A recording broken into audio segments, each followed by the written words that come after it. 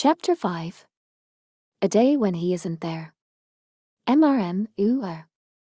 Just after dawn, cool air prickled her skin. She tossed and turned in her blankets with little noises. Normally she would have expected to hear them by now, but today there was no sign of any footsteps drawing near. Oh.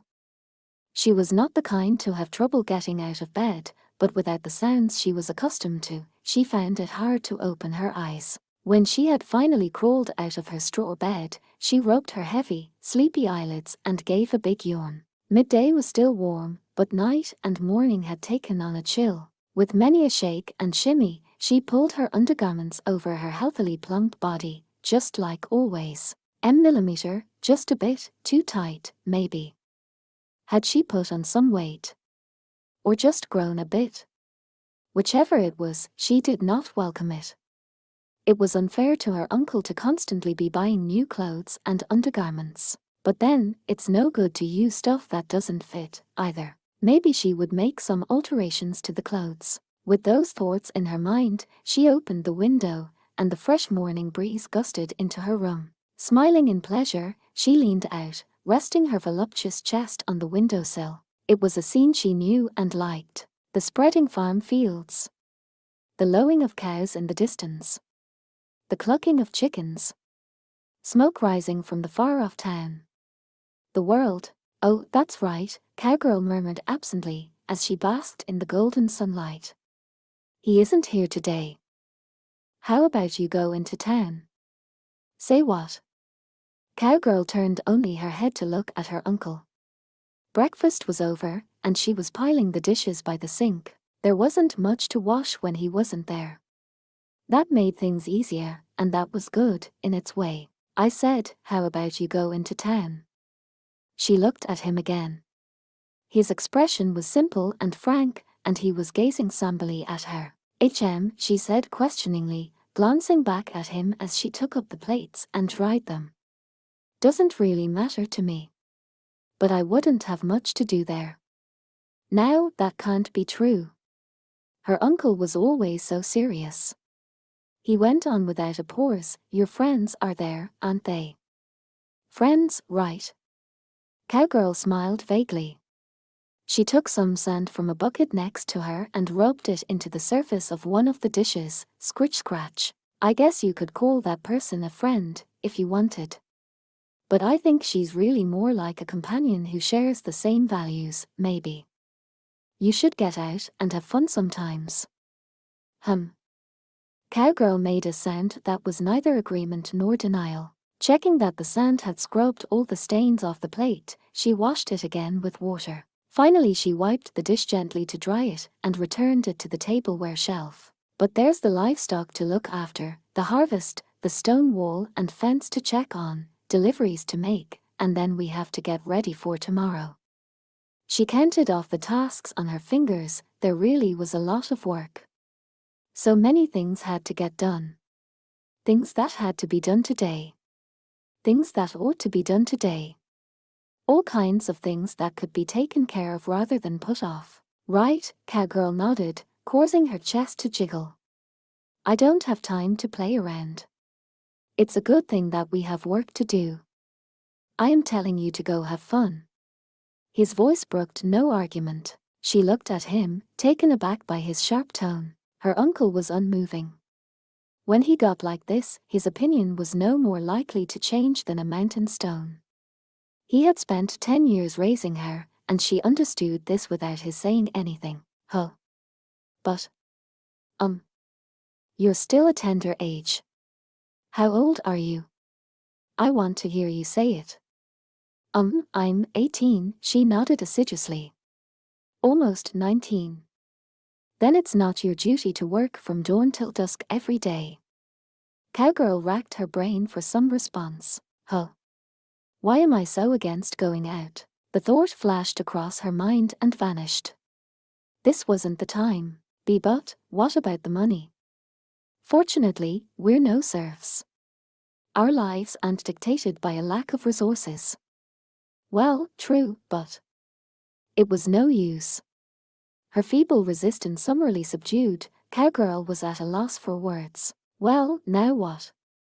The dishes were cleaned, and she had no other cards to play. She puttered about the kitchen for a while before finally slumping into a seat across from her uncle. "You don't have to worry about me."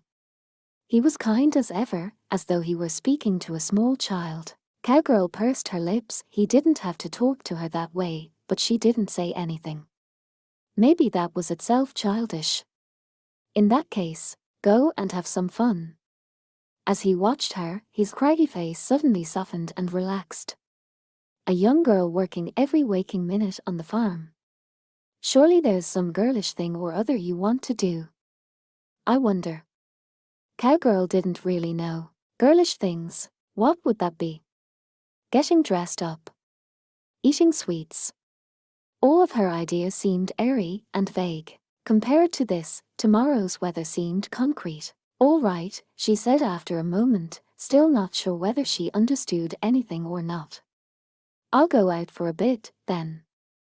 "Yes, you do that." "Right."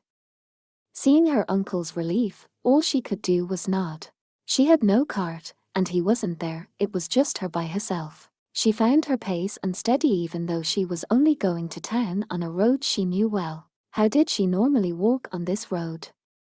She ended up feeling awfully puzzled. And then, weaving her way between adventurers and merchants as they came and went, she passed through the great gate and into town. Cowgirl smiled wryly as her feet began carrying her toward the Adventurers Guild, normally the first place she would go. Consciously overriding her subconscious, she went straight instead, into town, toward the plaza. There was chatter in the air, merchants' voices, children playing, mothers calling, adventurers chatting with one another. Burying herself in the sounds, Cowgirl sat vacantly on a random curb. She watched a boy and a girl, perhaps about 10 years old, run by. She followed them with her eyes and exhaled. Now that I think about it. Do I have any friends? There was no one left whom she'd known since she was young. She had moved 10 years ago, and for 5 of those years she had been absorbed in only what was before her eyes. It's a little late to go down memory lane now. The way she'd been back then, she was lucky he had called out to her as he shuffled along. There had still been horns on his steel helmet then, and her hair had been considerably longer. For the 5 years after that, her head had been full of him. She had been altogether unable to just have fun. Oh, but... She shook her head, thinking of the receptionist and the waitress she saw nearly every day. They might count as friends, but there were only 2 of them. Well, 2 friends could be enough. Plenty of people couldn't make any friends. I'm pretty well off. A fat lot of good that port did her. She smiled feebly and continued to gaze out at the people who came and went across the square. They wore an infinite variety of expressions. Some seemed to be enjoying themselves, others looked sad. Some seemed lonely, others happy. But all of them walked without hesitation, with some kind of goal in mind. Work, or a meal, or a place to go home to, or a place to have fun, or. Not like her. Cowgirl sat on the curb, pulling her knees in against her chest. This is a serious problem. In the end, I don't have a single connection to anything except the farm. Is something wrong? She thought she recognized the voice above her. She looked up and saw a golden-haired girl gazing at her with a hint of confusion. She had an elegant, slim frame and was wearing modest hempen clothes, plain and unassuming. Cowgirl blinked, trying to remember who this was, and then clapped her hands. Hey, you're that priestess. Oh, yes. And you're from the farm, right? Yeah, that's right. Cowgirl nodded and stood, dusting off her round backside. What's with your clothes? Rather than her usual vestments, Priestess was dressed in street clothes. In fact, her garments could have belonged to a girl in a farming village. I stayed behind this time, so I thought I might as well go out. She scratched her cheek with a slim finger in a gesture of awkward embarrassment. But I don't have any idea what to do. Yeah, me too. I know exactly what you mean. Normally I just have to do whatever needs doing on the farm. Huh. They were the same. She knew her sense of solidarity might be a little one-sided, but Cowgirl still breathed a sigh and relaxed a little. She had always been outgoing, after all, she didn't feel nervous. And anyway, this was one of his party members. It would be wrong to say that there was no shadow of a doubt in her mind, but Cowgirl determined to make herself keep an easygoing attitude. "You said you stayed behind this time. Why's that?" "Oh, it's..." Suddenly, Priestess couldn't quite finish her sentence. Her eyes darted this way and that. Her cheeks flushed red, had her temperature gone up a little, and her eyes turned to the ground with a downcast look. Cowgirl thought suspiciously, but an explanation was soon forthcoming. "Today is a bit of a rough day for it." "Sure?" Cowgirl gave a strained smile and nodded. It was something every woman had to deal with. It must have been hard on the abashed younger girl to have the information pried out of her like that. "What do you usually do, when you're not on an adventure?" "I pray." Cowgirl knew it was a clumsy attempt to change topics, but the girl's answer was brief and guileless. She more or less fit the image Cowgirl had come up with after seeing her from afar a few times. "Really?" Cowgirl said admiringly, and Priestess put a slim, white finger to her lips and thought a moment. "I also read the scriptures and the monster manual, and I train." "Gosh, you're the serious type, huh?" "I just haven't learned enough yet." Perhaps Priestess wasn't used to being praised, because Cowgirl's expression of surprise caused her to blush in embarrassment. She decided not to say that she planned to praise Priestess to him later. Despite how he looked, he did care for people in his own way, so perhaps it would be overreaching herself a bit, but, hey. "Yes. How about we take a walk?" Cowgirl smiled. "Since we ran into each other and all." "You're right." Priestess smiled again, like a small flower coming into bloom. "Yes, let's wander a bit. Come to think of it, it's still a ways off, but when summer's over, it'll be time for the harvest festival, won't it?" "Oh, yes. The temple will be starting preparations for the offering dance soon. I wonder who the dancer will be." "Thought about becoming a candidate?" "No, hardly. It carries a lot of responsibility. I'm not ready yet." "You think? Maybe our farm should set up a stall. We could do something besides just food. It's gotten pretty hot already, but fall will be here before you know it, won't it?" As the two of them walked side by side, with no particular destination, they conversed idly. The frontier town was one of the farthest pioneer settlements. Naturally, it had many visitors and plenty of people walking about. But not, of course, as many as the water town or the capital, so as they went they saw faces they knew here and there. "Oh, good to see you." "Hello." Cowgirl bowed, and Priestess gave a respectful nod as they passed an adventurer they recognized. Her circle of acquaintances had certainly grown since the Goblin Lord's assault on the town. "It's an odd feeling." Cowgirl giggled involuntarily, prompting a mystified glance from Priestess. Nothing, Cowgirl said, waving her hand, but the smile didn't vanish from her face. Whatever he might say, he was clearly connected to a large number of people. "Not like me, ho. Hey. What's he like?" "I mean, usually." "What's he like?" "How do you mean?" "I just wondered if he, was a pain in the neck or anything." Cowgirl laced her hands behind her and spun around, but Priestess waved her hands and said, "Oh, hardly. He's always helping me and everything. I'm afraid I'm the one who causes all the trouble." There didn't appear to be any falsehood in Priestess's words or expression. Cowgirl smoothed down her ample chest with relief. Relief that he wasn't causing trouble. Or that he wasn't disliked. She didn't know which, but Priestess lowered her voice and winked one eye teasingly. "Maybe he's just a tiny pain." "Oh yeah."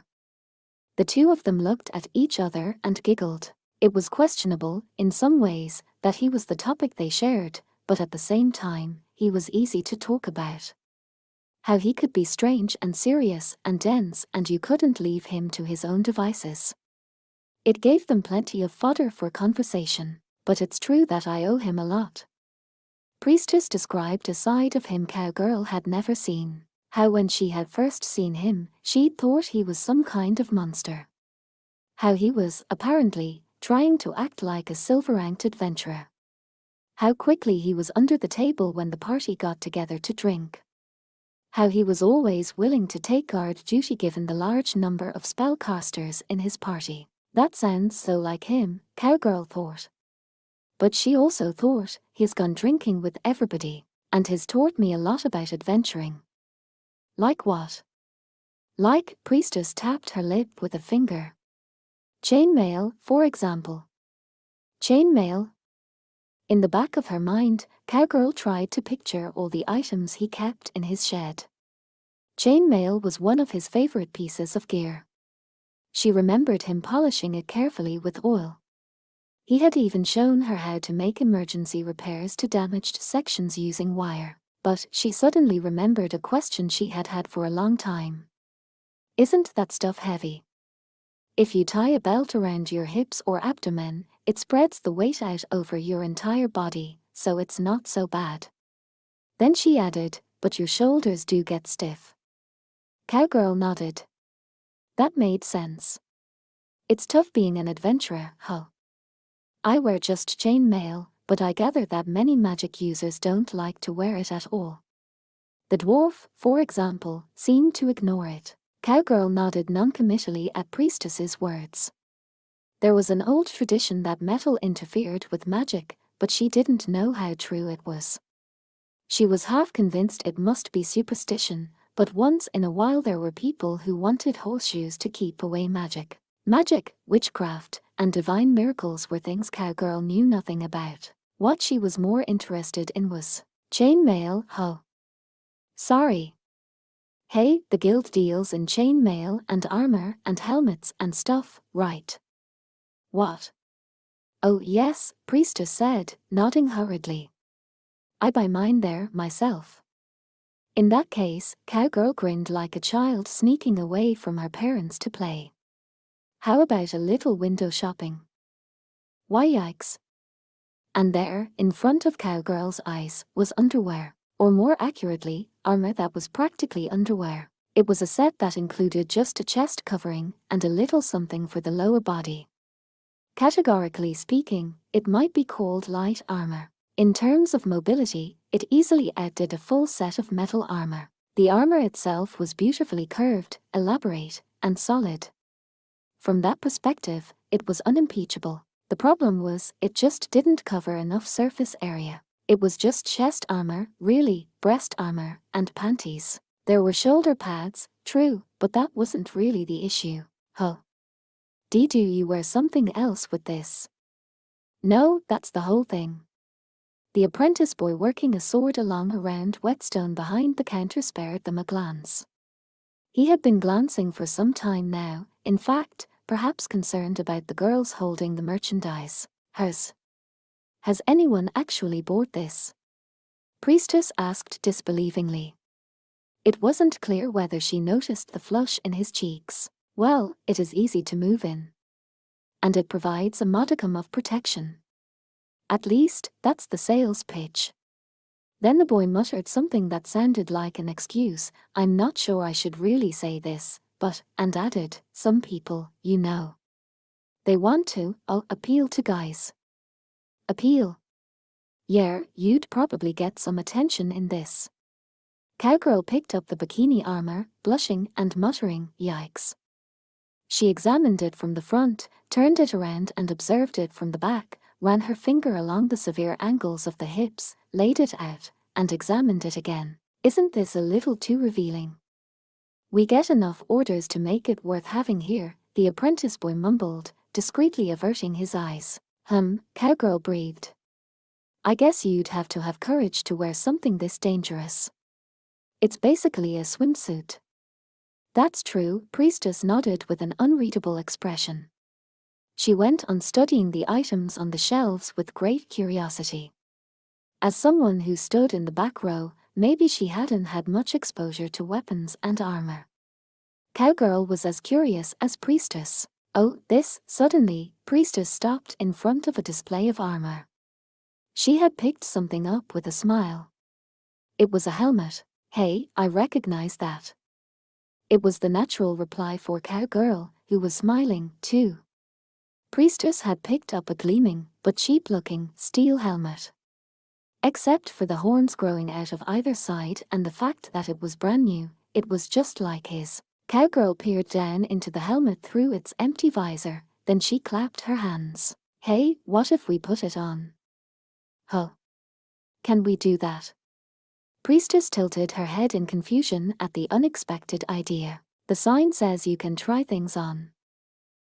Okay then, here goes nothing. Holding the helmet with a hint of reluctance, Priestess first took a cotton balaclava with "forfeiting" written on it. She pulled it on, paying careful attention to her long hair, then slid the steel helmet on over it. Why yikes!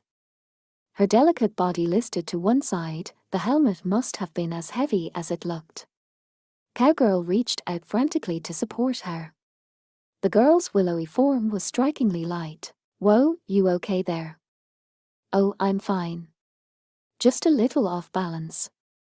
Inside the visor, Priestess's eyes could be seen, still appearing innocent despite the gear. From the slight flush on her cheeks, she seemed oddly embarrassed. Hehe. I guess it is pretty heavy. And it makes it kind of hard to breathe. That's because it's a full head helmet. It's only natural, the visor's a pretty tight fit. At the apprentice boy's remark, Priestess scrambled to release the clasps, and the visor popped up. Phew.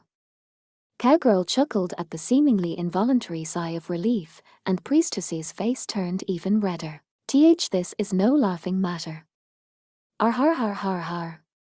Sorry. Okay, me next.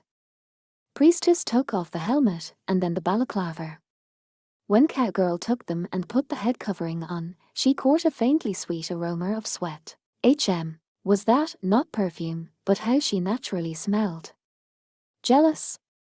With that thought, she pulled the helmet on. Why yipes. Pretty tight in here. Yeah, right. Through the fine lattice of the visor, the world was dark, narrow, and foreboding. She sucked in a breath and let it out, her vision wobbling as she did so. Is this the world he sees? What did she, and Priestess, and his other companions look like to him? How did their faces appear? I can more or less picture it, but... What's that? Millimeter, isn't it kind of unfair that he can see our faces, but we can't see his? Our Priestess said in agreement, giggling. That's true. Not that I think he's deliberately trying to hide. Hup. She nodded as the apprentice boy said, put it back where you found it, okay. She returned the helmet and balaclava to the shelf. She let out a breath, her chest bouncing as she stretched her neck this way and that. She didn't think of herself as in poor physical shape, but all the same, armor definitely left your shoulders stiff. Say. Yes. Since we're here, Cowgirl smiled like a child with a prank in mind. Why don't we try that armor on? Priestess looked where she was pointing and then quickly lowered her head, bright red. Oh man. My country's toast. Too bad. Well, it's not very funny. That dragon is way too strong. I don't have the equipment or the skills to handle it. But you'll find a way. Isn't that what makes you platinum ranked? After perusing the wares at the workshop, the two of them turned to the tavern and saw a strange sight. It was past noon but not yet twilight, and there weren't many customers at the guild tavern. If anything, they seemed to be just getting ready. The chairs were set on the tables, and the waitress was sweeping a corner of the floor. Inspector, guild girl, and high elf archer were seated at a table with cards spread out in front of them. They made strange company, but a company they made. What are you all doing? Priestess asked hesitantly, blinking as she peeked at the tabletop. She still seemed a bit agitated and had been unable to calm down yet. She straightened her slightly disheveled clothing. Oh, it's a tabletop game, guild girl answered, looking back over her shoulder at Priestess. She wasn't wearing her uniform, either, but personal clothes. She made a tidy and fashionable picture. Thinking to herself, "She looks good," Cowgirl directed her eyes to the table. There was, indeed, a game board with several pieces, cards, and dice. "I found it when I was organizing some old papers yesterday, so we thought we'd try it. That dragon, though. It's so strong." High Elf Archer whined, her little chest pressed against the table. "If it weren't strong, it wouldn't be a dragon." "I understand what you're saying, but take it easy," Inspector, also in personal clothes, said with a strained smile. Presumably, the red-colored dragon piece sitting smack in the middle of the table was the WYRM in question. And the pieces lying on their sides around it were all the adventurers who had died challenging it. "So how are you feeling?" High Elf Archer asked, swiveling her head toward Priestess. "Oh, okay," Priestess nodded in embarrassment. "It's about over now." "Cool," High Elf Archer said, waving her over. "In that case, help me out, here. I don't have enough adventurers anymore." "There are adventurers in this tabletop game." Cowgirl tilted her head in perplexity. It almost made sense, but she couldn't quite put the pieces together. "To put it simply," Guild Girl said, "you pretend to be an adventurer. There are plenty of rules and stuff, though." "Pretend to be an adventurer?" Cowgirl murmured, ruminating on the idea. "So you, like, slay goblins and stuff?" "Sure. Some more basic ones exist, where you're like a real adventurer searching through a cave." Guild Girl poked one of the metal pieces, perhaps a shabby-looking light warrior or thief, and smiled. As far as Cowgirl could tell, the piece wasn't wearing a helmet. She was mildly disappointed. This is from a higher-level perspective, where the question is how you protect the world from danger. You have to collect the legendary weapons and armor and make sure your skills are up to snuff before the dragon wakes up, High Elf Archer grumbled, abruptly raising her head and letting her ears droop. "But we don't have enough hands or enough time." "You can also take quests from the village and collect gear and fight the dragon," Inspector counted off the tasks on her fingers, nodding to herself. She seemed full of confidence despite having lost the battle, which made her appear silly yet reliable. "It can give you a taste of running an adventurer's guild, where you have to do everything." "I didn't know there were games like this," Cowgirl said, reaching out with great interest and picking up a piece that looked like a knight in armor and helmet. He looked a little more ragged, or at least, his equipment looked cheaper, but what a fine knight. "Not bad. This is completely new to me." In her mind, games were mostly limited to those where you scored points with combinations of cards. Similar entertainments might include listening to songs, playing dice, and maybe competitions if there was a festival. Guild Girl chuckled, watching her stare at the pieces and bored. "Want to try it?" "Huh. Can I?" "Sure," Guild Girl said, crinkling her eyes and nodding at the way Cowgirl's face lit up. "It's not easy to just wait there doing nothing, is it?" HRM, Cowgirl let out a small sound. There was no besting this girl. I guess this is what they call an adult woman. Whether or not she was aware of Cowgirl's thoughts, Guild Girl never stopped smiling. "Come on, we'd love to have more adventurers. Don't be shy." "Oh, sure, don't mind if I do, then. How about you join me? Since you're here." "Oh, okay." Cowgirl gave Priestess a tug on the sleeve, practically pulling her into a seat. Now there were 5 women forming a complete circle around the round table. No doubt many adventurers, had they known about this, would have complained that they wanted to go to the tavern. "So start by picking your piece, please," Guild Girl said, her voice and smile softer than they usually were at the front desk. Cowgirl put her hands together in front of her chest, staring intently at the various adventurers lined up on the board. "Yeah. I think this is the one I want." Unsure though she was, she took the knight she had picked up earlier. The steel helmet made it impossible to see its face, but it had its shield and sword raised and looked straight ahead. For me, I think this one. Oh, I'll take. Priestess put a pale finger to her lips and thought, a bit lost as she gazed at the pawns. Then, with an she glanced around and chose a particular figure. This one, please. The character she had selected was an elf spellcaster, her voluptuous body draped in a robe. Good choice, High Elf Archer said with a knowing laugh, and Priestess squirmed a bit. Okay, for me. High Elf Archer flicked her ears with an expression like a hunter stalking her prey. Right. I'll take this one this time. A dwarf warrior. Gosh, are you sure? Guild Girl asked, but High Elf Archer replied, of course, and stuck out her little chest. I'll show that dwarf I'm better at dwarfing than he ever was. I'll continue as the scout, then. Hehehe. That means you have no monk.